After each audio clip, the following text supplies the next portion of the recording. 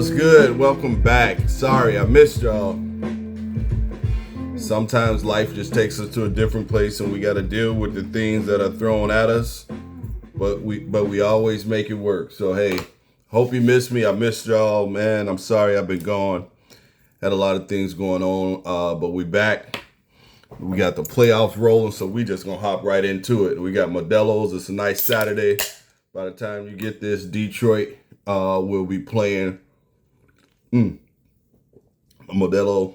Y'all know I like this one. That's that Michelada Limon y Sal. That's lemon and salt in Espanol. So the games are going. We in round 2.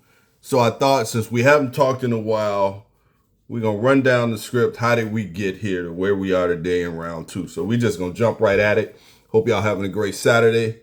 It's about 80 degrees down here in Texas. Was back in the shop for quite a bit of time, man, but just didn't have time to buckle in and do some shows. But we here now, and that's all that matters. So let's get to it. So we finished off the season. Kind of no surprises. We had the Thunder at 1, Spurs at 2. Nuggets went and got that 3 spot. Lakers kind of fell down with everybody hurt. Lakers went 4, Rockets 5. They couldn't gain anything. 6 were the Wolves, 7 were the Trailblazers. Then you had the Suns were 8, the Warriors 9, and 10. Right? So that set the stage for the play-in games out west. And I'll go through the west, the play-in. We had Trailblazers versus Suns, Warriors versus Clips. The Suns knocked up. Trailblazers beat the Suns, so that means they get in. So they were in at number 7. The Suns end up coming back after the Warriors beat the Clips. The Suns beat the Warriors, so the Suns get in at 8. So that sets the stage for the West. Thunder versus Suns, Lakers versus Rockets, Nuggets, Wolves, Spurs, Trailblazers. That's where we started off with, right? Kind of uneventful first round. We knew at least in the West. We probably had one series that kind of was a shocker. Everything else, the Thunder and the Suns, it was just, the Suns were just extremely better. Jalen Williams, they were at full steam starting off, but then J-Dub went down. So that, we need to see how that plays out. But right now, you talk about a team with a next man up mentality, it's these damn Thunder, man. I know people don't like them, but they are who they are. So 4-0, we got the Canadian boys, Dylan Brooks and SGA. They went at it a few times, but nothing but love, man, from those guys. It was an interesting article came out later on about Dylan Brooks and how he grew up. He kind of grew up on a farm in Canada, but basketball was his outlet. Like, he was in a rural part of Canada, and he just talked about the game and how the game evolved up in Canada. You think about it, they actually have some hoopers. When you think about SGA, RJ Barrett, Dylan Brooks, there's some guys that can hoop coming out of Canada. Wiggins, right? You had these guys up there. So it's a nice hoop up there, man. But it's an interesting article. If you look it up, it's a good read. Lakers Rockets. Didn't see this one coming, but once KD went down, we thought we were going to get a LeBron KD finale. Maybe this would have been it for LeBron, but turns out the Rockets didn't have enough without KD. And again, we went on a roller coaster with the Rockets all year, man. They show signs of greatness. They look really good. Then it comes down. Amir Thompson did a great job playing the point for this team. I think he truly developed. You think about what Cooper Flag went through this year running the point. Amir Thompson did it all year. And he did well, but it wasn't his true position. Did it make him a better basketball player? 100%. 100%. He's going to be a problem down the line. But Houston needed a point guard when KD went down. It was just as simple as LeBron was the best player on the floor, period. You know, even at 41, with that, between those two teams, he was the best guy out there, and the Lakers win. No Reeves, no Luka, but they had LeBron, and LeBron played his ass off. So shout out to the Lakers for that win. This series, the Nuggets and the Wolves, definitely a shocker. Wolves talked a lot of shit, and they backed it up. McDaniels backed it up. Ant-Man backed it up. Randall backed it up. AO, huge game. Huge pickup during the latter part of the season for Minnesota. hate the Bulls let him go, but he's been a bright spot, and they're struggling right now. Ant-Man got hurt in this one. He's coming back. He's playing, but he's not himself. But they knocked off the Nuggets, man. The Nuggets just didn't seem to be able consistency. Gordon went out. It's what we had all year. Brian really didn't give them much, unfortunately. They were, I don't want to say punked, but Minnesota was more physical, played aggressive, got under their skin. Rudy did an outstanding job on Joker. I mean, you're not going to stop Joker, but Rudy made it difficult for him. And Rudy's always been a good matchup for Joker. It was tough. Cam, I think this is one we may talk about for a while.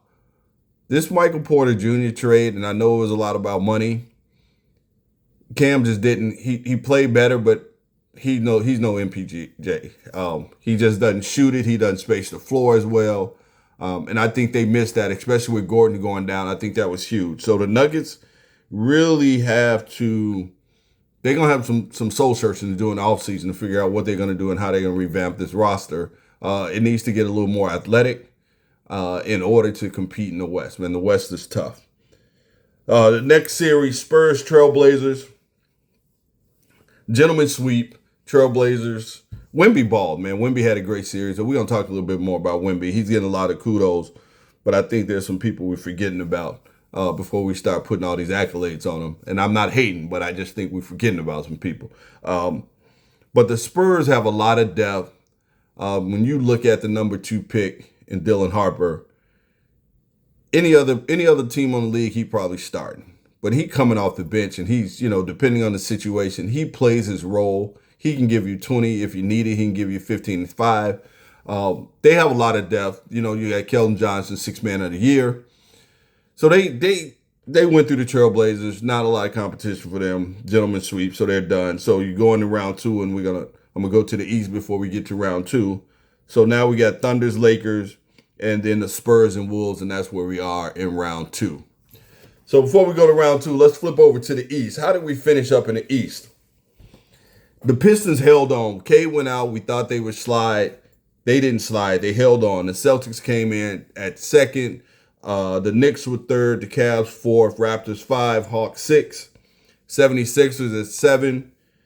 Magic were at 8. Then the Heat and the Hornets 9 and 10 respectively. So when the playing games, and this stuff confused me, but I got it. The Sixers won their first game beating the Magic, so they were in. The Hornet beat the Heat, so the Heat were out.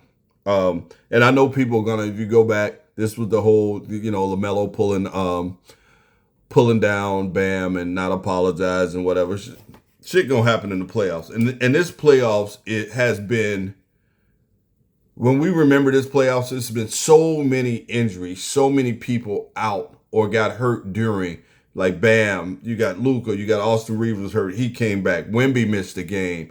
Ant-Man has been out. KD was out. There's a laundry list of guys that have missed time during this playoffs, but I mean that's just a part of the game. You play with what you got, right? You can't go back and look and say, hey, we didn't win because we didn't have such and such. You got 12 guys on the roster for a reason. So who's ever there, that's what you got to go with. And it hurts. But anyway.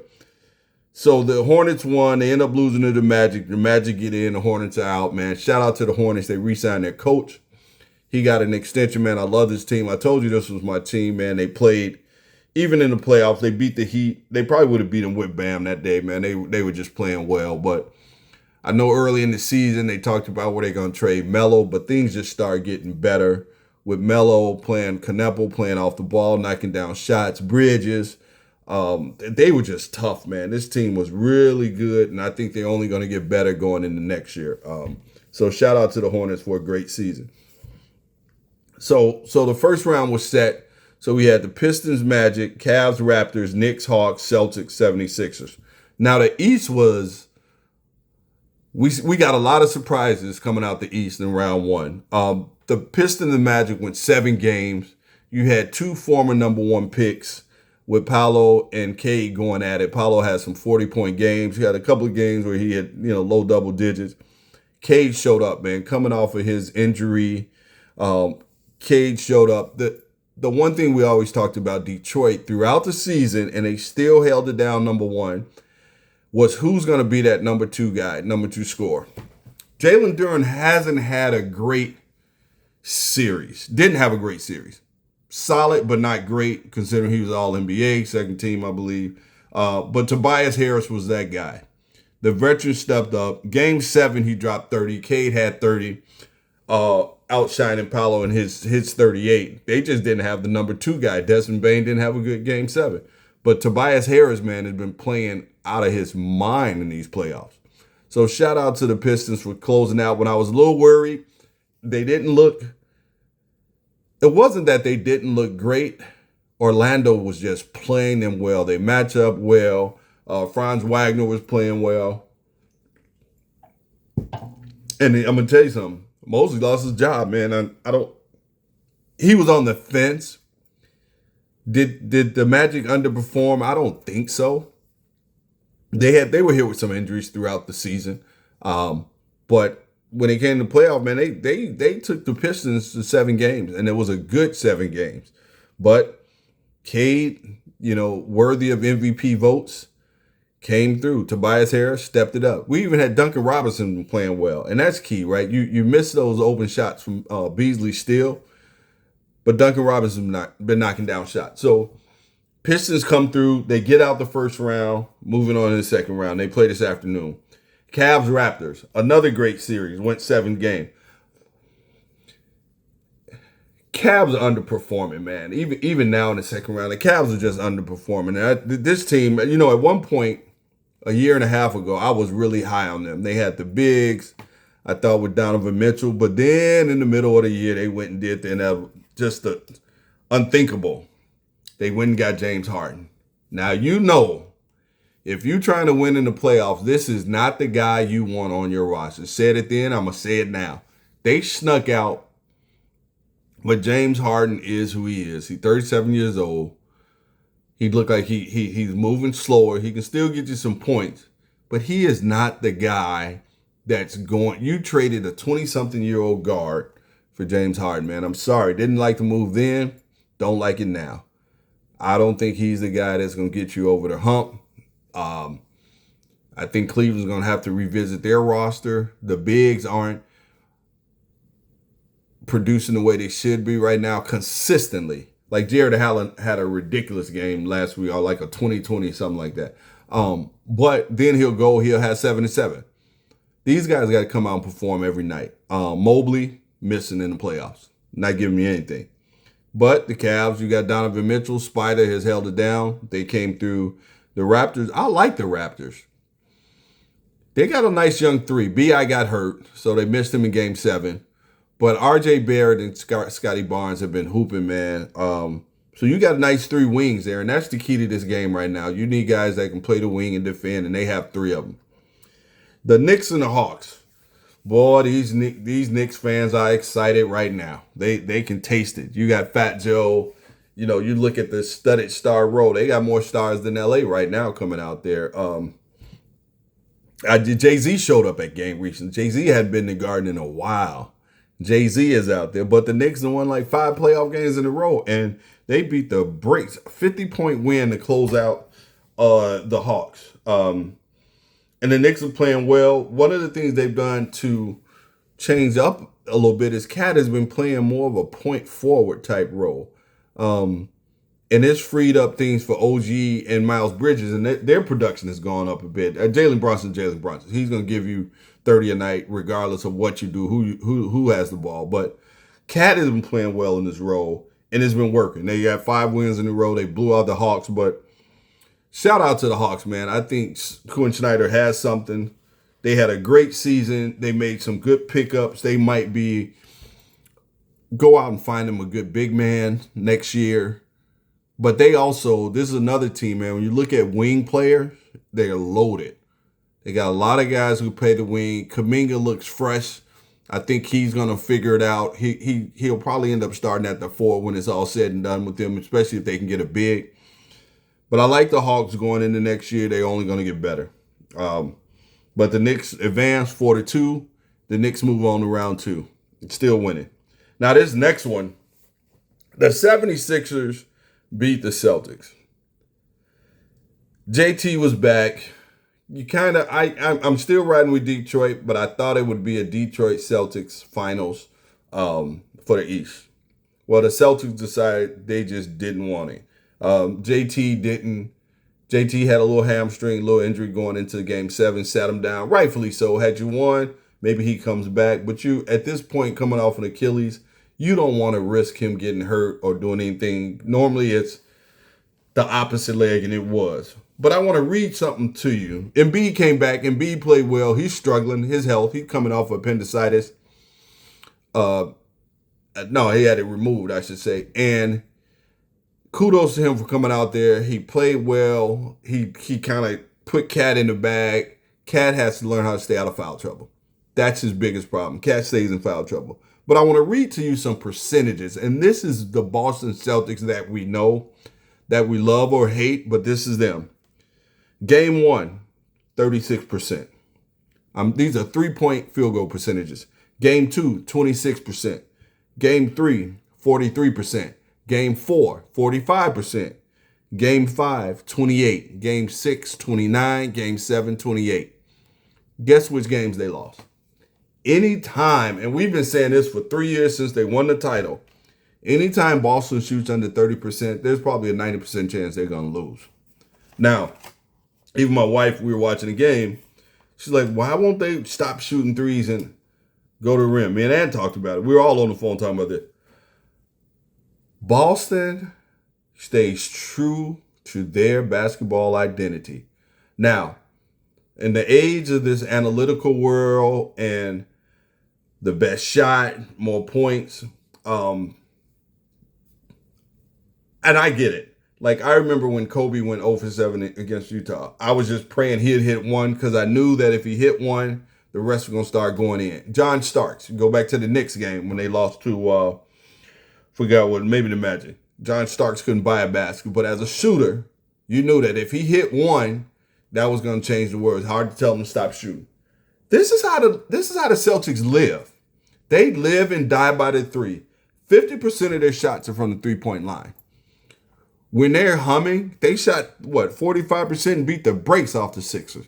When they shoot well, they are so hard to defend because then they end up getting easy layups. They end up shooting 50, 60% from the game, and that's it. They win.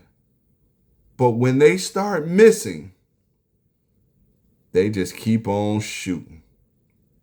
They don't look to go to the rim. They'll get some layups here and there, but they're going to keep chucking them. They're going to keep spacing the floor, and they're going to keep shooting. Well, guess what? They got sent home. The Sixers scored some buckets. Celtics going. Now Jaylen Brown getting a little fussy, man. Kendrick Perkins said it best to Jaylen Brown, man, go on vacation. Like, you lost.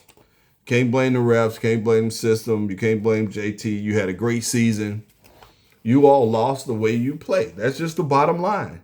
That's been your MO. Shout out to Coach. They stay true to their identity, and I'm fine with it. If you're willing to win that way, you're going to win. If you can handle the loss that way, you can handle the losses. I'm fine with it. But that's who the Celtics are. So that's it. So we all set up for round 2. So at where we stand today in round 2, and Thunder Lakers 2-0, game 3 tonight. Barring injury, it'll be 3-0. We've talked about this Lakers roster, and one, OKC is just that good. They're whining about the physical play. Though OKC plays the game within the rules. They defend the wing. They're physical in their own way. They reach a lot. So they're physical in their own way. Do they get away with stuff? Hey, I'm not a referee. The refs call the game the best way they can call it. Does SGA get a lot of fouls? Yeah, but guess what? So did James Harden. He's figured that out. He knows how to get the foul. Can't beat him, join him. You go figure it out. Get a guy, learn how, Donovan Mitchell, somebody, figure out how to get to the free throw line more. This game is over. The Lakers season is done. They got a couple more games. They have some soul searching to do. Do you offer LeBron another contract? My answer is no. Do you sign Austin Reeves to a ridiculous supermax contract? My answer is no, because I can't put two guys on the floor that can't defend. Now, if I can go get some from Austin, I'll do a sign and trade. I sign him. I'll go get me a couple of picks. See if I can get some defenders. See if I. Sorry, that's my speaker. See if I can get some 3-and-D guys. That team has to get better defensively and put something around Luka. You look at these Nikhil Alexander Walker, the Jalen Johnson of the world. You need to go find something like that to put around Luka. You need a guy that can score and defend as your number 2 guy. I don't think you can win a championship with Austin Reeves as your number 2 player. That's just me. This next series, the Wolves and the Spurs. Spurs up 2-1 last night, man. As I watch the Wolves more, this is a tough team, man. The Wolves have some dogs. Ant McDaniels, Naz Reid. The Wolves are tough. Old man Mike out there still scoring buckets. But unfortunately, the Spurs have a lot of depth, and they got a lot of guards, man. And these guards are good. Champagny, Castle, they're good, man. These dudes are tough. And then you got Wemby. And then when Wemby goes down, you bring in Luke Cornett. And then you got, we talked about Dylan Harper. They have a lot of talent. They remind me of where OKC was a few years ago. I don't see the Wolves coming back in this one. They might get another game or two, maybe go 5. Might get 5 out of it. No, yeah, this might be it. It might get 5. I don't know if they have enough. Wemby's playing well. They just don't have enough. Rudy defends Wemby well. He went for 37 last night, but Wemby's starting to hit some shots now. He went 0 for 8. He just now, he can't score on Gobert in the paint, so he has to pull him out to the wing. Eventually, Wemby's going to have to get a little bit stronger so he can make those type of plays down low and dominate the paint area. Defensively, yes, he's stopping everything, blocking everything, 7'8". But anyway, so that's it. So that series, we're probably going to get that Spurs Thunder matchup in the finals. I'm still going to ride with the Thunder, man. I'm going to ride them all the way out. Sorry, Charles, but I'm going with the Thunder. And then we flip over to the East. Coming up now in probably about 30, 40 minutes, Pistons, Cavs. I don't know if the Cavs, they may get a game. They just don't look good. The bigs don't look good. Jalen Duren's playing better than he did the first round. Cade is definitely the best player in the gym on this team. And he's not getting any help out of Harden, man. Harden got more turnovers than field goal attempts, I think, in this series. And Duncan Robinson's averaging 18 points a game in this series. Tobias is averaging 21. So now they're getting additional scoring. Detroit's looking pretty good. Asir Thompson, great defense. He's giving Mitchell and Harden problems. He was all over James Harden. That's one of James' pause. That's one of James' problem is this guy's D'ing him up. He's 6'7", length. He picked his pocket a few times the last game. So I think the Pistons might go up 3-0 today. I'm not going to say they're going to sweep them. They might get a gentleman's sweep just because Spider will get a game. But I think it'll be 3-0 after the end of the day. The Knicks, and this is a wrap. Embiid came back. Embiid's he's fighting through it. He played last night. He can't get up and down the court, man. His body, he's banged up. He's trying. Paul George is giving it everything he got, but the Knicks look good, even without OG. They got guys hitting shots. Not much to say. They're doing it. Only probably the biggest concern with the Knicks is Cat. Cat has to stay on the floor, man. He's getting in foul trouble too early, and they're dumb fouls. He's reaching on the perimeter or swiping at balls. Like, they're just dumb fouls on screen. Like, Cat has to get out of this mentality and start just being better on the defensive end as far as just how he's moving around. Like, Embiid's going to work you out down low. So just give him some space, but stop reaching, right? If you get the shot, keep your hands up, let him shoot. So I see the Knicks, this one over is 4-0. So that's where we are with round 2. I think when it's said and done, it's going to be Pistons, Knicks, Thunders, and Wolves. I'm riding out. The way I've been all season, I'm taking the Thunder and Pistons, and I'm taking the Thunder to win it all. But I think this Pistons, if we get to that point, the Pistons and Knicks is going to be a dog 7-game series. It's going to be a great series. I think both of these are going to go 7 games. And your MVPs are going to be the ones who win. The best player, which I think will be Cade in the East and SGA in the West, are going to take their teams to the finals. So let's see what happens. So while we were out, we got some awards in. I'm just going to hit a couple of them, not the MVP is still open, but I think we know that's going to go to SGA. Rookie of the Year went to Cooper Flagg, man. This was tough. I know there were a lot of votes for Kneppel. Khan had a great year. He shot 270-something threes he made. That might be a rookie. I know it's a rookie record. Might be an NBA record. But I just think Coop is just a better basketball player all around, man. You know, you think about what Jason Kidd with him to start the season. He started off slow, but he finished the season averaging 21, 7, and 5. He had 2 games, man, back-to-back nights of 45 and 50. Pretty damn impressive for a kid that's 18, 19 years old.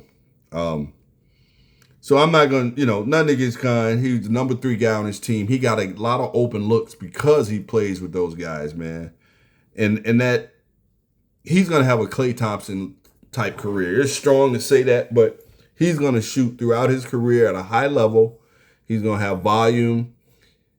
But because he's with another guy that can shoot, he's going to get a lot of open shots and he's going to knock them down. That's what I see for his future. He's going to be great.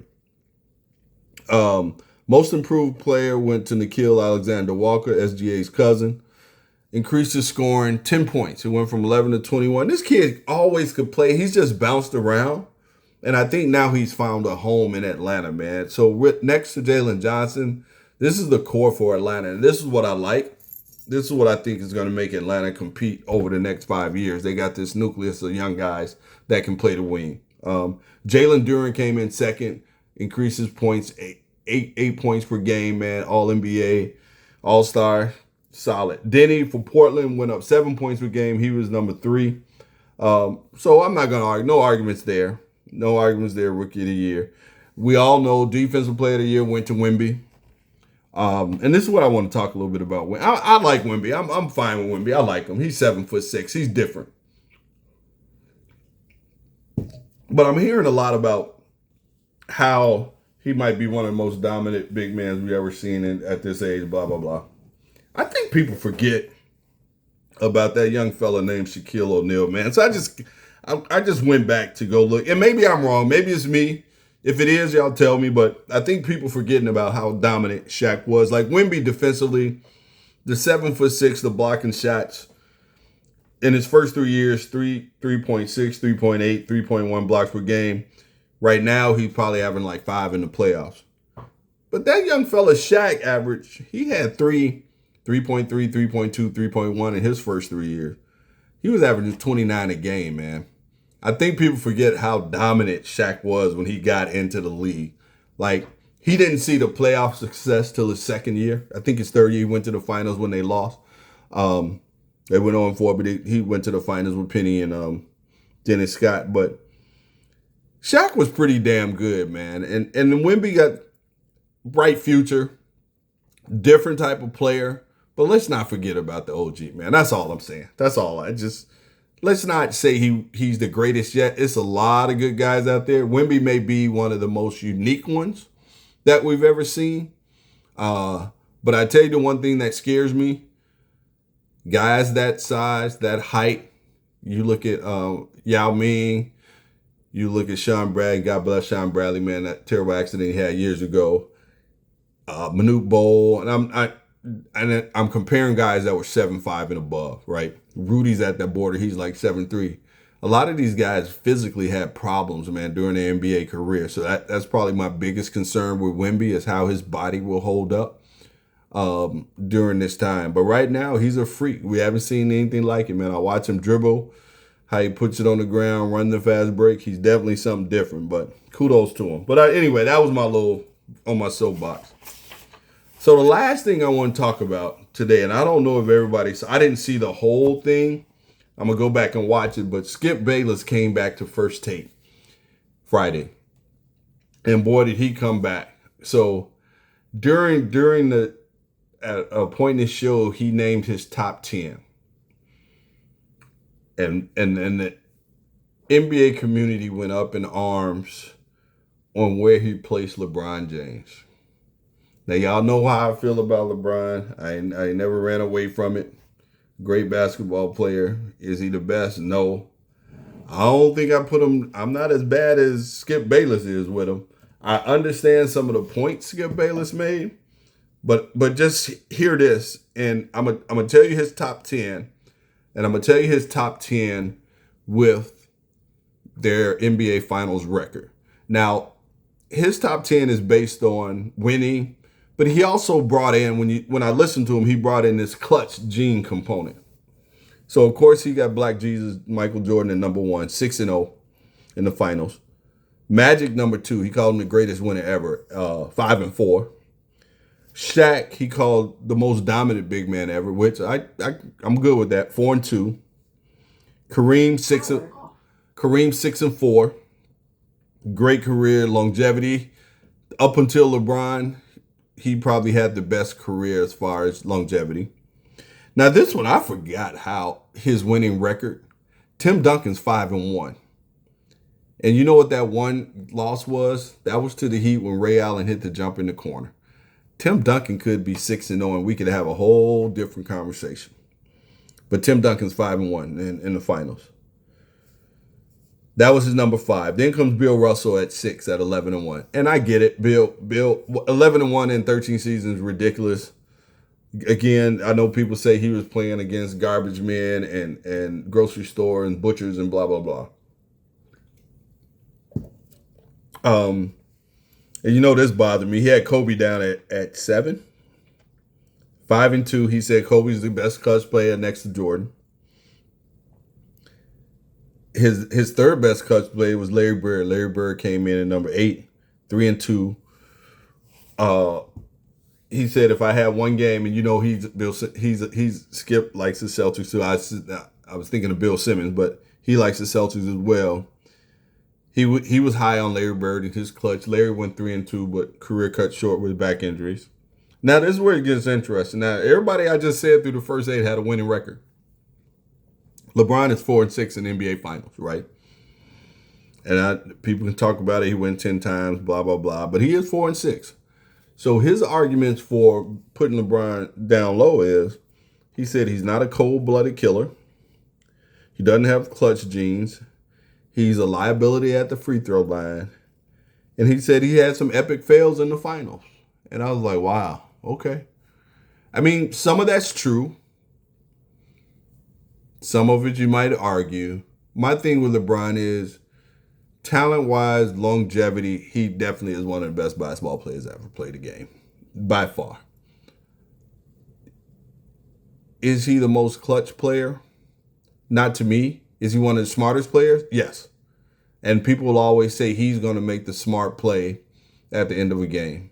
So he's going to give the ball to the best shot, or whatever the case may be. And Magic kind of played that way too, but Magic would take it, put the ball in his hand, and he's going to win. It's going to be on him. He's going to win the game. And then number 10 for him was Wilt. Wilt has a 2-4 championship record. So I was like, wow, that's an interesting list. No Hakeem. Didn't even talk about Steph. Didn't talk about KD. So I said, all right, let me think about this. And I'm going to do my list. So, of course, you know, I got Jordan 1. I go Magic at 2. I got Kobe at 3. And y'all know why. Y'all know me well enough. You know why those are my first 3. But I got LeBron at 4. LeBron's at 4. I got Kareem at 5. I got Shaq at 6. I got Tim at 7. And I could probably, you know, in hindsight, I could probably move Tim Duncan up to 5. And Shaq and Kareem 6, 7. 6, 7. Sorry. Then you got Larry. But I brought Hakeem back. I think Hakeem makes the cut, man. I gotta bump Wilt. Hakeem has a 2-1 record in NBA Finals. I don't know if y'all noticed, but I always say if it wasn't for Mike and his gambling, Hakeem probably wouldn't have had those 2. He'd probably be 0-1. And And then I got Bill Russell at 10. So that's my top 10 as it stands today and what I was thinking about. I know I don't even know where KD slides in. KD is 2-2 in there. Maybe at some point he takes over Bill Russell. Like Steph is 4-2, but where does Steph get in? Maybe Steph knocks out Larry Bird, but that's hard. Like, where does Steph fit in? The good thing is, man, this is a great discussion to have because all these guys are worthy, right? All of them have great careers. Steph changed the game in his own way. You know, you don't even talk about a guy like Iverson. Iverson, what he did culturally to the game, unparalleled, right? He brought in hip hop to the NBA. Like he brought in a different culture, right? There's no Fat Joe sitting in the front row without Allen Iverson, right?